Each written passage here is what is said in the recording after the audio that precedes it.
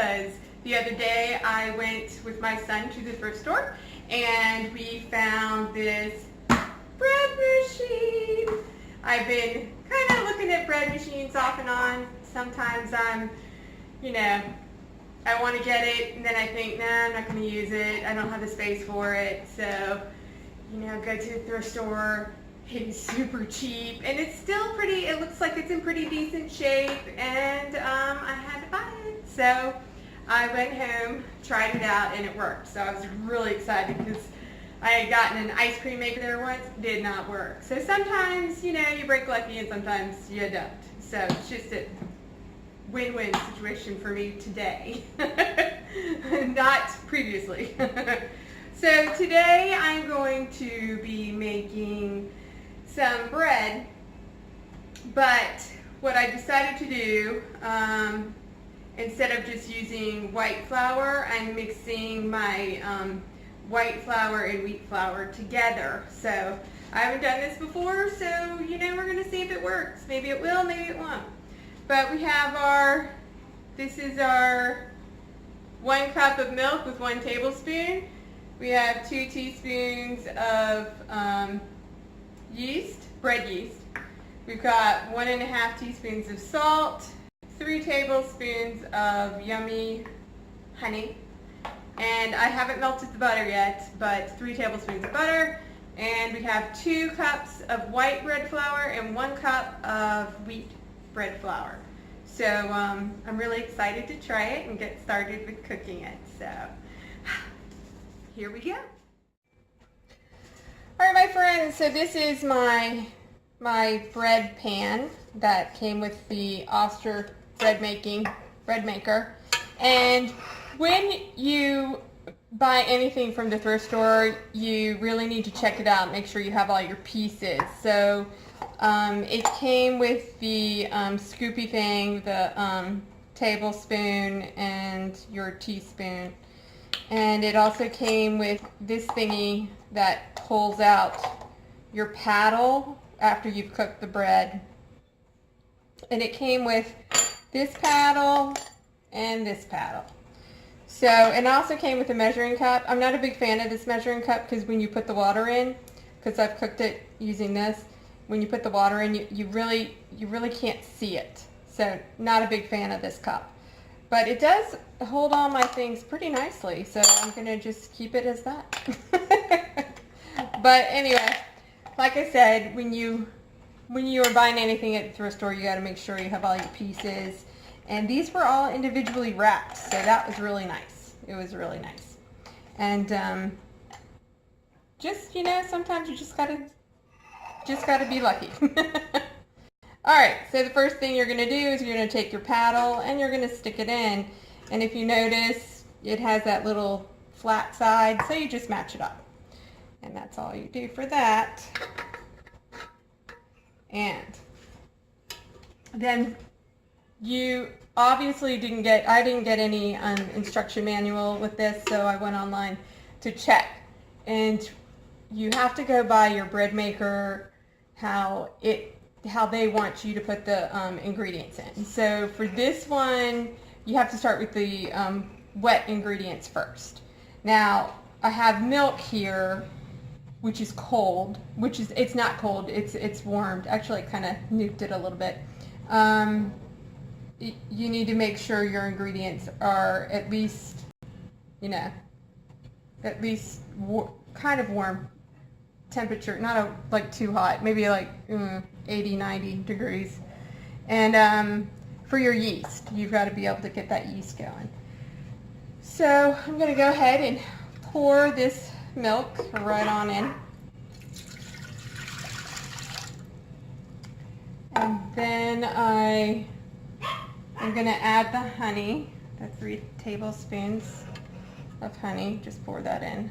Got my spatula to help it along, because honey just doesn't work well. Now, I did add oil. I had some oil and then I added the honey in after the oil, and that came out super nice. So if I ever have oil again, I'm going to do it in that fashion. because this is kind of a pain. Now I'm going to add my 3 tablespoons of butter and do basically the same. Just like that.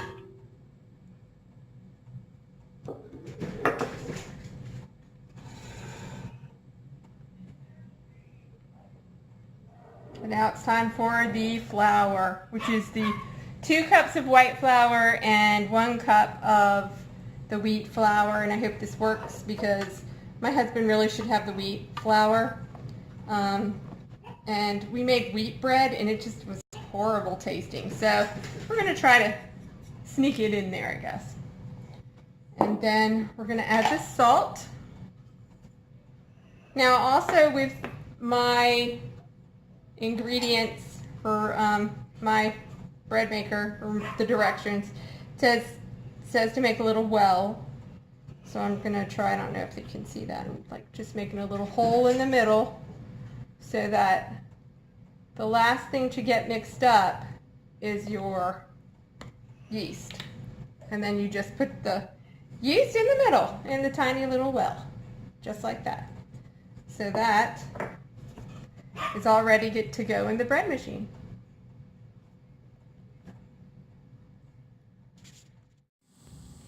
First, you need to make sure that your pan is nice and secure inside the machine. Then you have your settings here for your crust, how much your loaf is, and which setting you'd like to cook it on. For this particular machine, our settings are at the top, so it's really convenient. You just look at the top and see what you want to cook. I need to put the setting on basic, which is number 1, right there. And I would like my crust to be on medium. And I have a 2-pound loaf. Now, all I have to do is turn it on.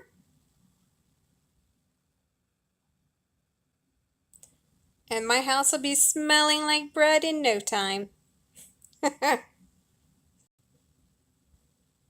The bread has been cooked. It's a little toasty and very hot. Now I'm just going to loosen up the bread around the sides.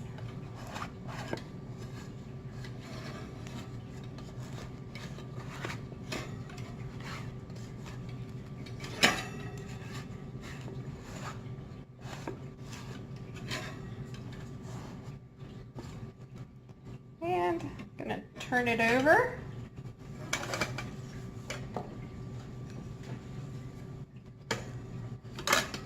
Hopefully it'll come out. Gonna flip it over. And here is our white/wheat bread. And I'm just gonna let it cool and then I'm gonna cut it. But I think it looks good. The best thing in the world is to smell bread. It just smells so good. So I'm just going to slice into this and see how it goes. It's looking good! I can't believe it. I'm so excited. I hope this works. I really do. It has that wheat bread color.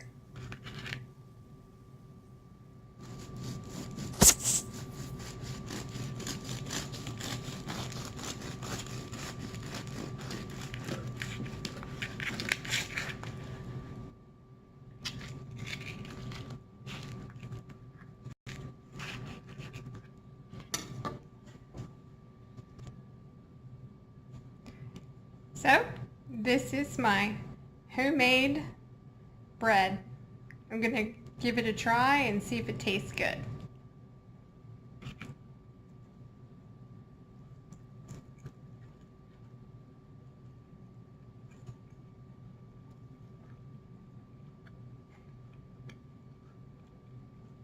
This is good.